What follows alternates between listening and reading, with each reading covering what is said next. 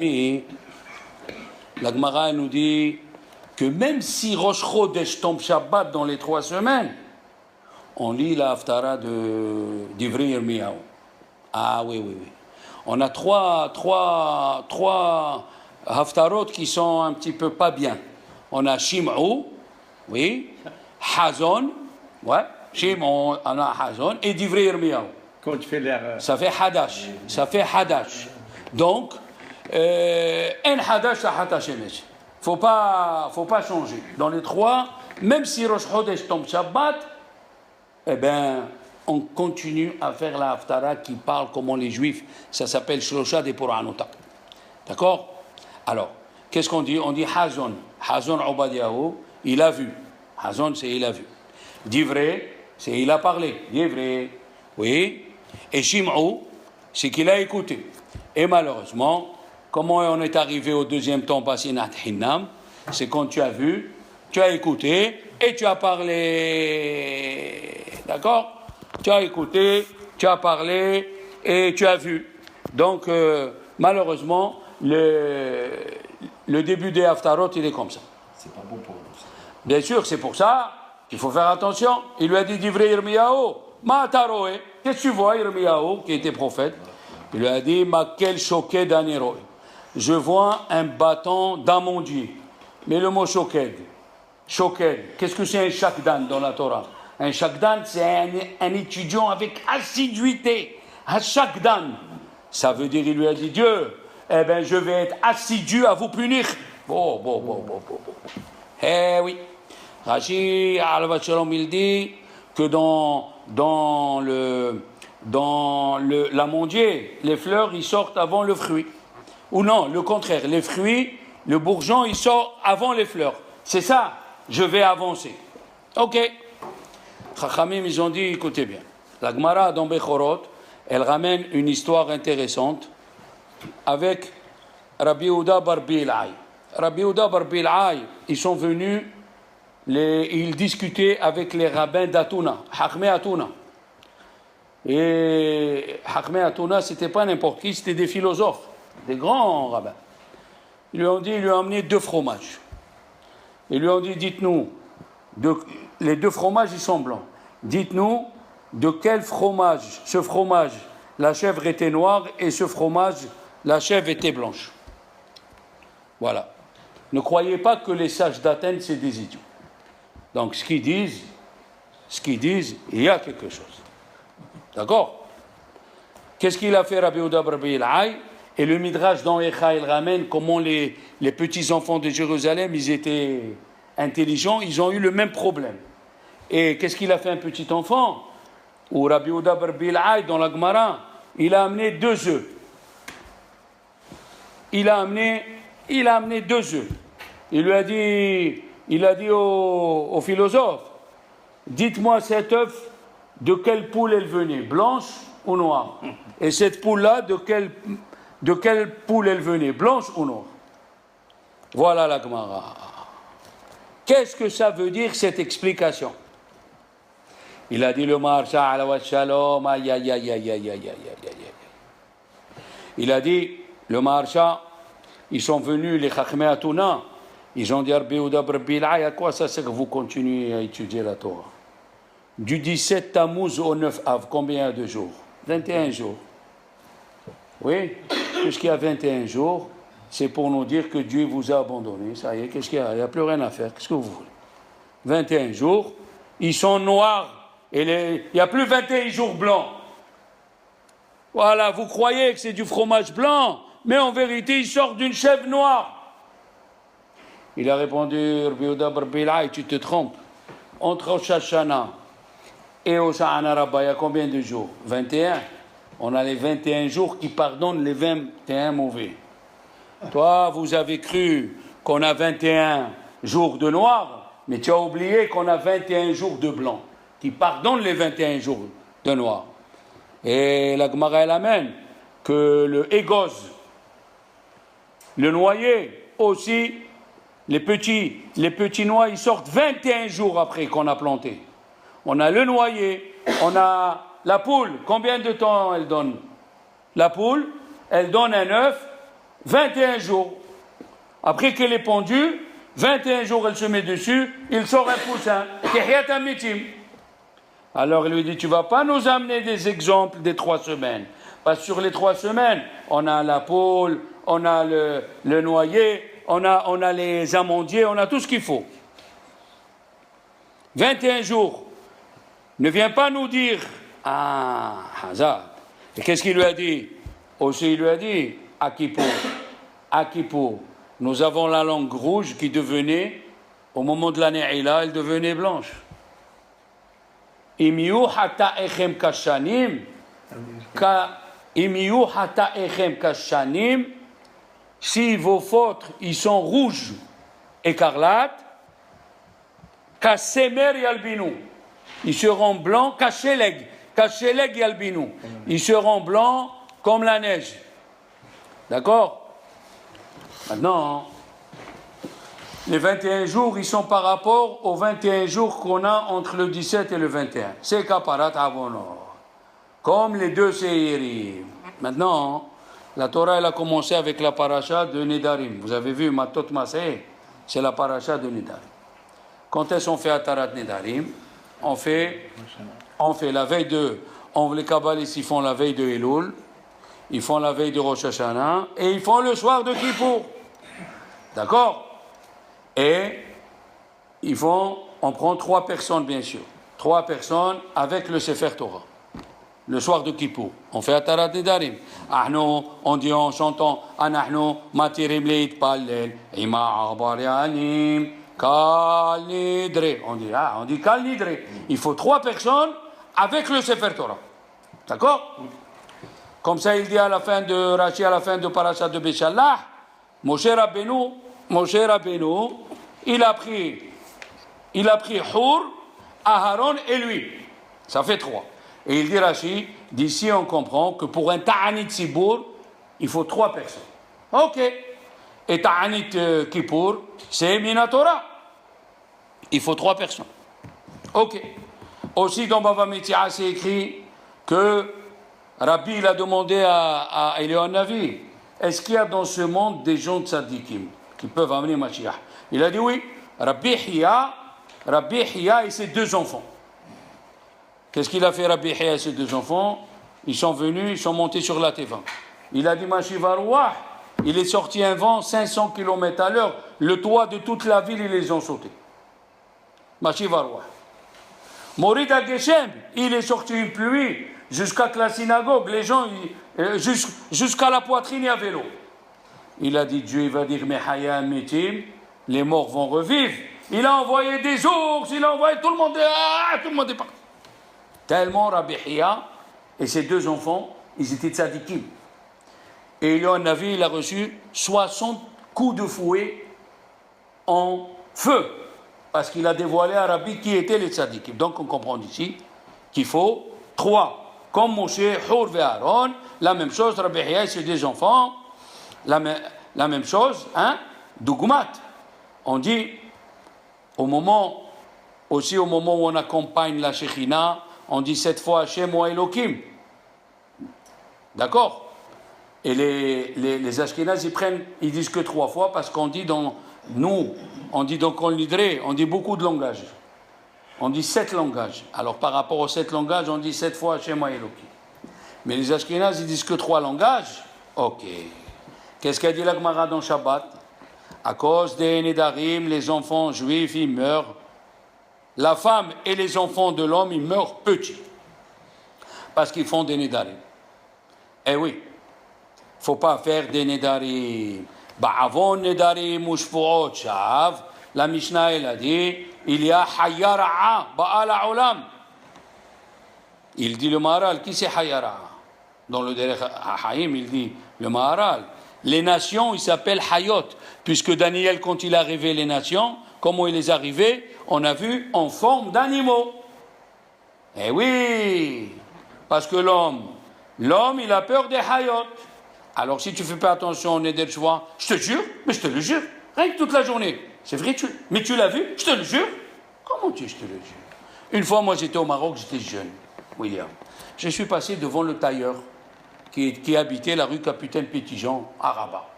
Il est rentré là-bas, monsieur, il parlait avec le tailleur, il a dit, je te jure sur la tête de mon fils, et il y avait un dayan qui est passé, il lui a donné une gifle par le dos, le type il s'est retourné, il a vu le dayan, ah Mihila, tu veux tuer ton fils? Tu veux tuer ton fils parce que tu jures, il lui a donné sur la tête. Et d'où on sait que le Midrash Tanhuma nous dit, d'où on sait que les Nedarim c'est très très grave. Vaïdar Yaakov Neder. Yaakov il a fait un Neder. C'est pour ça qu'on a mis la paracha de Nedarim à côté de la guerre. Pourquoi? Qu'avant d'aller en guerre, c'est bien de faire un Neder.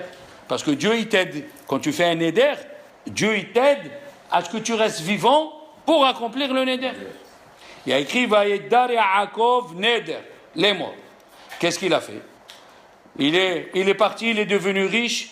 Qu'est-ce qu'il a dit? Je reviendrai, je ferai un hôtel. Ouais. Si Dieu il me sauve, il m'a dit, oui, il a vu, Dieu il a vu qu'il n'a pas accompli son éder. Que c'est écrit, va y avoir Esav, il lui a envoyé Esav. Après, il a vu qu'il n'a pas accompli le néder. Il lui a envoyé l'ange de Esav.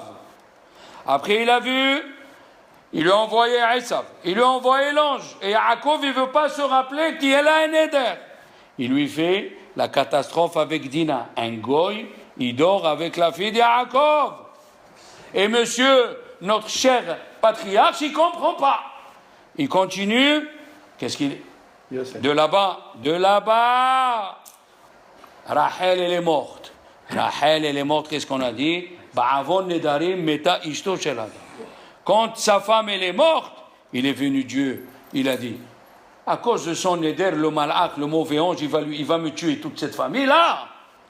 Il est venu chez Yaakov, il a dit, qu'est-ce que tu attends? Je t'ai envoyé Aïssa, je t'ai envoyé Dina, je t'ai tué ta femme. Qu'est-ce qu'il te faut? Il lui dit, mais qu'est-ce que j'ai fait? Tu as oublié que tu as fait un éder? Que si tu te maries et tout va bien, de suite, Yaakov va venir, il s'est levé au milieu de la nuit. Il a dit à ses enfants, vite, on doit aller à Bethkel faire un hôtel. Voilà ce que ça veut dire. Eh oui. Il a dit le Torah Mima, Alay Hayu Kulana. Qu'est-ce que c'est Alay? Esav, Lavan, ve Yosef. À cause malheureusement, que tu n'accomplis pas ton éder. Le Baal HaTurim, il a dit, Nedarim, Gemataria, Rotseach. Comment Gemataria assassin? Parce que quand tu n'accomplis pas ton néder, qu'est-ce que tu causes? Tu causes que ta femme et tes enfants ils meurent. Maintenant, écoutez bien. Venez voir qu'est-ce que c'est malheureusement quand on fait un néder. Et là, vous allez écouter une histoire fantasmagorique. Le Midrash dans Echa, Paracha Gimel Otyud. Il y a écrit dans Echa, vous allez lire, Yashvu la Aretz, ils se sont assis par terre, Iddemu Zikne Batzion. Ils ont perdu la parole, les anciens de Tzion. De qui on parle? Il a dit, Rabbi El-Hazar, il a dit, attention, que la paracha de Nedarim, elle ne soit pas légère à tes yeux parce qu'elle a été écrite en dernier. Ne dis pas parce qu'elle a été écrite en dernier, alors parce que Devarim, c'est les paroles que Moshe Rabbeinu a refait, et on a écrit Nedarim en dernier, tu vas croire que Nedarim c'est léger. Et écoute bien, vous savez que Nebuchadnezzar, il a pris Yechania. Yechania, elle dit la Gemara, il avait 5 noms, il s'appelle Tzidkiya, Yechania, tout. Il a pris et il a fait monter à Babel. Il lui a dit, moi je connais la force des Juifs. Je sais qui vous êtes. Et Rabbi Ovadia Yosef, dans le Chelek Yudédik, c'est le prophète qui l'a appelé. Il a appelé Nebuchadnezzar pour détruire le temple. Nebuchadnezzar ne voulait pas détruire le temple. D'ailleurs, son général, Nebuzaradan, il a envoyé tous les armes qu'il avait contre les murailles de Jérusalem, toutes les murailles tenaient. Il lui restait une hache. Il a envoyé comme ça, toutes les murailles sont tombées. Il a dit, ça veut dire que c'est Dieu qui veut livrer son pays, ses enfants. C'est pas Dieu qui veut qu'on les tue. Il a fait semblant qu'il était faux, il est parti, il s'est converti. Qui est sorti de lui? Rabbi Meir. Rabbi Meir, Shemaya et Avtalon, ils sont sortis de Nebuzaradan, et Rabbi Meir, il est sorti de Néron, ou le contraire. Je ne sais pas exactement, mais de lui est sorti un grand tzaddik. Bon, attends, on continue. Tzidkiyahu, il lui a dit, voilà, tu es le seul qui peut rentrer dans la chambre du roi quand tu veux. Il avait les rois, il a attrapé des rois, Nabucodonosor. Il mangeait les restes de son manger sous sa table, pour montrer qu'il était le maître du monde. Dieu lui a donné Melech Bakipa. Qu'est-ce que c'est la kippa? C'est comme la kippa, elle est ronde. Ça veut dire sous le soleil. Comment le ciel il est rond. Il était roi partout. Il prenait les rois. Vous mettez en bas de la table, ce que je vous donne, vous mangez. C'est ce qu'il ne pouvait pas. Et à Tzidkiyahu, qu'est-ce qu'il a fait à Tzidkiyahu? Il a dit, toi, il y avait chez lui, chez Nebuchadnezzar, il y avait les Hashou. Hashou, c'est Hanania, Mishaël, et Azaria. Il y avait Daniel, 4 prophètes. Il y avait Mordechai. Et oui, et il y avait le roi Tzidkiyahu. Il lui a dit, Tzidkiyahu, écoute-moi bien. Je sais qui vous êtes, je sais, je peux rentrer quand tu veux. D'accord. Une fois, il est rentré Yechania, le roi Yechania, qui est Tzidkiyahu, il a vu Nabucodonosor en train de manger un lézard vivant. Le lézard, il criait, il lui a... C'est pas bien pour un empereur. Tu t'imagines, on voit Napoléon faire ça, mais c'est une catastrophe. Il lui a dit, viens ici. Jure, devant moi, que ce que tu as vu, tu ne le répètes pas. Tu ne peux enlever ton éder que si moi je te l'enlève. Jure, fais l'éder. Il a fait l'éder. Il a dit, je raconterai pas. Comme ça, il a fait Tzidkiyahu. Quand il était assis, Tzidkiyahu, avec les rois, il était assis. Comme les rois qu'il a conquis, Nabucodonosor, les rois, ils ont commencé à parler du mal de Nabucodonosor. Ouais, c'est un tyran, c'est un hada, c'est un hada, c'est un hada. Ok, d'accord. Qu'est-ce qui s'est passé? Tzidkiyahu, il a dit au roi, moi aussi je connais quelque chose de mauvais sur Nabucodonosor. Qu'est-ce que tu connais quelque chose de mauvais? Il a dit, je l'ai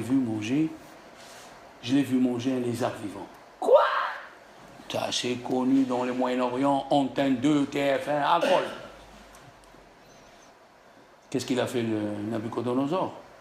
Il a pris Tzidkiyahu, il l'a mis avec lui dans une cage, il a pris son armée, on monte à Jérusalem. Ils sont montés à Jérusalem, il a pris des chaises en or recouvertes de velours. Ils sont arrivés. Qui est sorti à sa rencontre? Le Sanhédrin. Il a dit à ses officiers, donnez à chacun une chaise en or avec comme une toge en or. C'est des gens très importants. Il s'est assis. Il a dit, s'il vous plaît, messieurs, expliquez-moi tous les mitzvot de la Torah. Ne ratez rien du tout. Ah? Parce que qui c'est qui a enlevé? Là, je vous mets le point. Qui a enlevé le Neder à Tzidkiyahu? Le Sanhédrin. Le Sanhédrin lui a dit, il a dit, je ne peux pas vivre. Il m'a fait un Neder, je ne peux pas vivre. Qu'est-ce qu'il a fait le Sanhédrin? Il a enlevé le Neder à Tzidkiyahu. Alors maintenant, regarde Nabucodonosor. Il a dit, asseyez-vous. Traduisez-moi la Torah. Ils ont commencé, chaque mitzvah, hada. Ils sont arrivés à quoi? À la fin, c'était quoi? La fin de Bamidbar, c'est quelle mitzvah? Nedarim. Il a dit, messieurs, je peux vous demander une question? Si moi j'ai dit à quelqu'un de faire un neder, et il ne peut l'enlever qu'en ma présence, est-ce que vous, le Sanhédrin, vous pouvez l'enlever? Il a dit, non, on ne peut pas enlever un neder que toi tu as dit. Il a dit, qu'est-ce que vous avez fait au roi Tzidkiyahu? Vous lui enlevez le neder alors que moi, je lui ai dit, tu ne peux enlever le neder que si je te donne la permission. Il a dit aux soldats, renversez-les des chaises où ils sont assis. Le Sanhédrin, il a dit à chaque officier, attachez chaque rabbin du Sanhédrin, attachez-le à votre cheval et chacun il va dans une ville en Israël. Et il montre qu'est-ce que c'est ces Réchaïm des Sanhédrin qui ont enlevé le neder sans ma permission. Mais c'est fantastique cette histoire. Et là, il est rentré à Jérusalem il a détruit tout ce qui restait. Alors, il dit nos chachamim, ne viens pas dire Nedarim, c'est rien du tout. Voilà, monsieur, qu'est-ce que c'est Nedarim, c'est rien du tout. Ne dis pas c'est rien du tout. C'est très, très, très grave le Neder. Il dit, le Zera Barech, il dit, Rabbi Berachia, qui était le Talmid du Migalé à Mukot. D'accord? Pourquoi la paracha de Matot a été dit aux anciens d'Israël? Pourquoi pas tous les Juifs? Oui, c'est écrit ici que Moshe a parlé aux anciens d'Israël. Pourquoi il faut les anciens? Deuxièmement, si tu dis pour donner un kavod au Chachamim, d'accord? Alors fallait dire d'abord à tout le monde et après au Chachamim. Qu'est-ce que ça veut dire le mot dans le Midrash? Al-Tehi parashat nedarim kalla lefanecha. Pourquoi? Pourquoi nous on va faire que les nedarim vont être? Il a dit. Et pourquoi les chachamim ils ont dit faut pas que la parashat nedarim soit légère à tes yeux? Pourquoi? Qui c'est qui allait dire que c'est léger? Qui c'est qui allait dire que c'est léger? Ils ont dit chachamim. Écoutez ce qu'il dit, une chose extraordinaire. Dans la paracha de Nitzavim, il dit le Midrash Tanchuma, il y a eu trois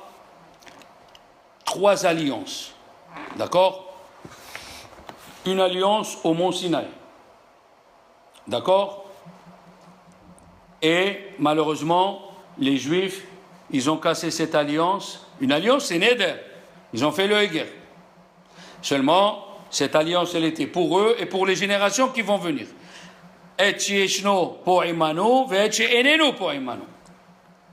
Il y a une deuxième alliance, les enfants, c'est quand le petit il est dans le ventre de sa mère. On le fait jurer, mashbi'im oto, tehi tzadik ve al tehi rasha. On le fait dans le ventre de la mère, on lui fait un éder, on lui fait jurer, sois un tzadik et ne sois pas un rasha. Et il y a eu la troisième alliance, c'est un envers l'autre. On est responsable un envers l'autre. Il ne faut pas qu'un il dise, moi j'ai fait kidouche, si mon copain ne l'a pas fait, ben je m'en fiche. Non, on peut acquitter son copain. Maintenant, il dit le Rav Zera Berech, il dit, si quelqu'un, il a transgressé la chevoie du ventre, qu'il a juré, et si quelqu'un, il a transgressé ce qu'on a juré au mont Sinaï, maintenant tu vas comprendre pourquoi la Torah, si elle a écrit la paracha de Nedarim à la fin, tu vas croire que c'est quelque chose de léger, c'est pas complètement dur. Il vient Rabbi Yitzchak dans le Midrash Echa, il te dit Al tehi parashat Nedarim kalla be'enecha. Pourquoi? Parce qu'elle est en dernier. Celle-là, celle qui a amené Nebuchadnezzar à massacrer le Sanhédrin et à détruire le temple. Maintenant, il dit, le Rav, qui a écrit le livre Moadim et Simcha, écoutez bien. Un homme, il arrive à Kippour. Ok? Qu'est-ce qu'on fait? Nous, on prend le Sefer Torah et on fait Kol Nidri. Pourquoi? Qu'est-ce qu'on vient de dire? Il y a deux choses qu'on a transgressées. Une, celle du ventre. Dieu il a dit Tehi tzadik, ve'al tehi rasha. Qu'est-ce qu'on fait? On se rassemble à Kippour pour demander Teshuvah. Le deuxième serment, c'est quoi? On a juré au mont Sinaï d'accomplir la Torah. C'est pour ça que dans Nedarim, le soir de Kippour, on prend le Sefer Torah. On n'a pas vu quelqu'un que quand il veut faire Atarat Nedarim, il prend un Sefer Torah. On a vu, parce qu'on a transgressé les deux serments. Le serment dans le ventre et le serment au mont Sinaï. Je vous ai raconté que Rabbi Yoshua ben Levi, il a fait un éder de ne pas bouger de là où il était. Il était copain avec le Malach HaMavet. Vous savez que le Malach HaMavet, il y a des rabbanim, ils sont tellement importants, il devient leur copain. Le Malach HaMavet, il était copain avec Rav Bibar Abaye. Il était copain avec lui. Shlomo Melech, il s'est manqué et le roi Ashmedai, il l'a pris et 3 ans il a exilé. Alors Rabbi Yoshua ben Levi, Il lui a dit, dis-moi où est ma place à Gan Eden. Il lui a montré. Il lui a dit, donne-moi ton épée. Il lui a donné, c'est des copains. Il a juré, bouge pas d'ici, il ne te donne pas l'épée. Alors une voix est sortie du ciel, elle a dit, si jamais, il n'a jamais juré de sa vie, il ne quitte pas Gan Eden. Il est monté, Koufouncham, Arbe Souab. Mais il lui a dit, il y a une voix qui est sortie, elle a dit, Arbe Souab, s'il te plaît, rends-lui l'épée parce qu'il y a des gens en attente dans la salle d'attente, il faut qu'ils s'en vont. Ça, c'est pour vous dire comment quelqu'un doit faire attention. Et c'est pour ça, il a dit, écoutez bien, mon cher Rabbeinu, quand il s'est mis à parler à Kadosh Baruch Hu, il lui a dit, Dieu, je ne peux pas te laisser rentrer en Eretz Israël, j'ai juré de ne pas te faire rentrer. Qu'est-ce qu'il lui a dit, mon cher Rabbeinu? Ata ahilota. Ata ahilota. Qu'est-ce que ça veut dire le mot hol? Il y a le mot, tu as commencé, et hol, ça veut dire, tu m'as déjà enlevé le neder. Quand j'étais chez Yitro, tu as juré que je ne rentre pas en Eretz Israël. Et tu me l'as enlevé. Alors même que tu l'as renouvelé, tu peux l'enlever. Eh oui. Il a dit, une femme dans le Midrash, dans Vaikra Rabba Parashavav, une femme, elle a amené 3 pièces d'argent à garder chez sa copine. Et elle a mal compris, elle a pétri les 3 pains. Elle a pétri au lieu de garder. Elle a perdu les 3 enfants. Il faut faire attention au neder. D'accord? Il faut faire attention au neder. Qu'est-ce que c'est un neder? D'accord? Regardez pourquoi le soir de Kippour, les enfants, on lit un petit morceau de Zohar avant de commencer la tfila. Quand on prend le Sefer Torah, on lit un morceau de Zohar. Qui c'est qui peut me dire qu'est-ce que c'est ce morceau de Zohar? Non, un morceau de Zohar. Le Jaleh Tzibour, il lit un morceau de Zohar. Vous ne savez pas ce que c'est. On continue. Je vais vous le dire. La Gemara dit dans Baba Batra Aïn Dalet, il y avait un très grand rabbin qui s'appelait Rabba Babar Hanna. Et il y a eu Elion Navi qui était déguisé en nomade du désert. Il lui a dit, viens, je vais te montrer le mont Sinaï. Il lui a montré le mont Sinaï. Sachez, les enfants, la seule montagne au monde où les pierres, ils ont dessiné dessus, mon fils, il a la pierre, il y a dessus le séné. Le buisson ardent. Et si tu casses la pierre, il sort 2 buissons. C'est la seule montagne au monde. Il lui a dit, viens. Viens, tu vas écouter. Il a écouté une voix. Il a écouté une voix qui disait, malheur, j'ai fait le neder. Malheur, j'ai juré. Et Rabba Babar Hanna, il a cru que c'était Dieu qui disait, malheur, j'ai juré de ne plus amener le maboul. Alors qu'est-ce qu'il lui a dit? Il lui a dit, Rabba Babar Hanna, Mahoulach, Hachem, Yoshev ala maboul. Et les Chachamim, ils lui ont dit, pourquoi tu as, comme Rabba Babar Hanna, il a écouté cette voix, il n'a pas voulu enlever le neder, il a écouté juste Hachem qui disait, j'ai juré. Il a cru qu'il a juré sur le maboul, il fallait lui enlever, lui il n'a pas enlevé. Ils lui ont dit, les Chachamim, tu aurais dû dire, Mahoullah, c'est Dieu qui voulait que tu lui enlèves le neder. Pourquoi? Écoutez bien. La Gemara dans Ta'anit He, elle dit, Bekir Becha Kadosh, Velo Avo Be'ir. Qu'est-ce que c'est?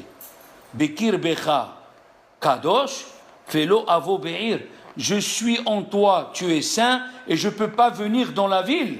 Elle dit la Gemara dans Ta'anit, Mishum de Bekir Becha Kadosh, Lo Avo Be'ir. Parce que tu es saint, je ne viens pas dans la ville. Qu'est-ce que c'est ça? Il a dit, Hachem, il a juré, je ne rentre pas dans Jérusalem d'en haut jusqu'à que je rentre dans Jérusalem d'en bas. Parce qu'il y a 2 Jérusalem. Ke'ir shehubbera la yahdav.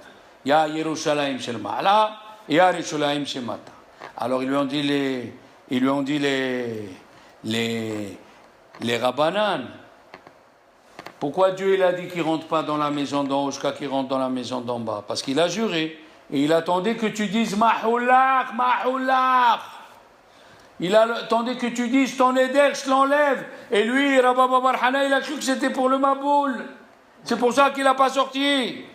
Maintenant, vous allez comprendre. C'est quoi le morceau de Zohar qu'on dit le soir? C'est quoi le morceau de Zohar qu'on dit le soir de Rosh Hashanah? C'est Rabbi Shimon qui vient enlever le neder à Kadosh Baruch Hu. Rabbi Shimon Bar Yochai, il dit, moi et la Shekhina et les Saddikim, on va s'associer pour t'enlever le neder que tu as fait. Regardez les enfants, on ne peut pas s'imaginer c'est quoi un neder. C'est quoi quand tu t'engages? Nedarim begimataria rotseah. Je répète toujours l'histoire qui est arrivée avec la femme, une Tunisienne, elle a fait un neder. Elle a dit si son fils il est sauvé de la guerre du Liban en 82, elle fait le neder de marcher de son endroit jusqu'à Rabbi Meir Ba'alanes à pied. Et son fils est devenu vivant. Alors, elle a écrit à Rabbi Gitzadon, est-ce que tu peux m'enlever le neder? Parce que je suis fatigué et tout.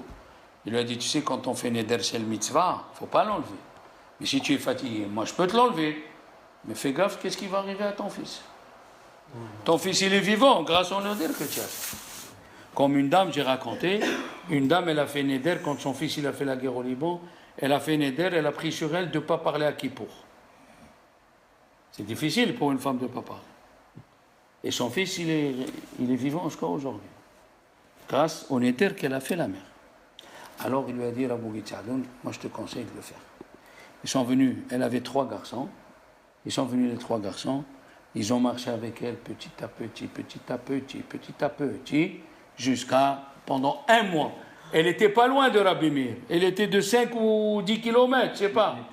Eh bien, pour un vieux, mon oncle, s'appelle David Atia, il a fait un éder de monter à Rabbi Meir Ba'alanis, mais il a eu quelque chose, il est venu chez le Rav Nissim Rebibo avec la chaise roulante. Il m'a parlé, je lui ai dit, je ne sais pas si on peut t'enlever le neder. Quoi? Oui? Je ne sais pas.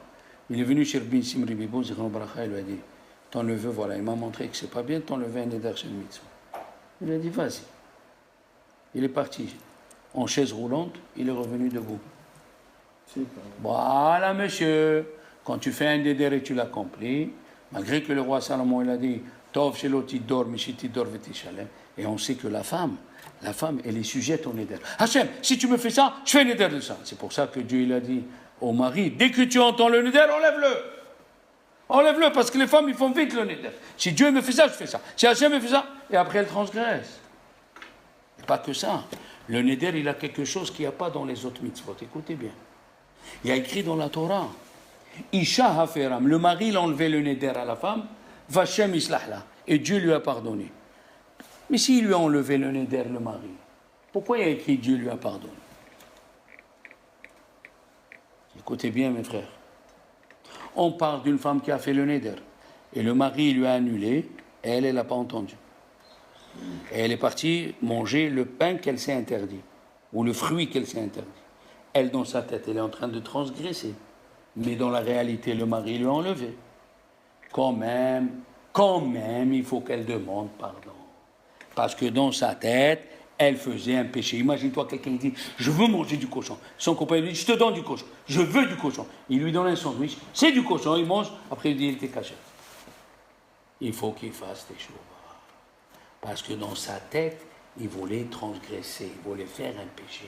La force de la pensée, elle fait de sorte que tu transgresses la Torah dans ta tête.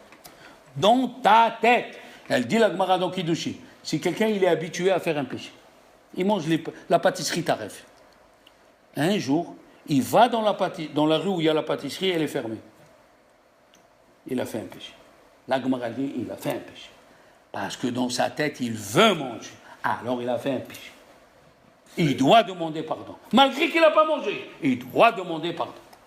Et c'est ça qu'il a dit Rabbi Akiva. Écoutez bien, Rabbi Akiva, il a fait un enseignement terrible. Il a dit, écoutez bien, si quelqu'un il a cru manger du taref, et ce n'était pas du taref, la femme, comme la femme, le cas de la femme, il doit faire teshuva sur la pensée, elle doit faire teshuva sur la pensée. Quelqu'un qui a voulu manger, quelqu'un qui a mangé du taref, et il a pensé à faire du taref, a plus forte raison. Je répète le Kalva Omer de Rabbi Akiva. Si une femme, elle voulait manger une chose interdite par le neder, elle n'a pas mangé parce que son mari lui a enlevé le neder, quand même elle doit demander pardon, parce que sa pensée, elle était dans quoi?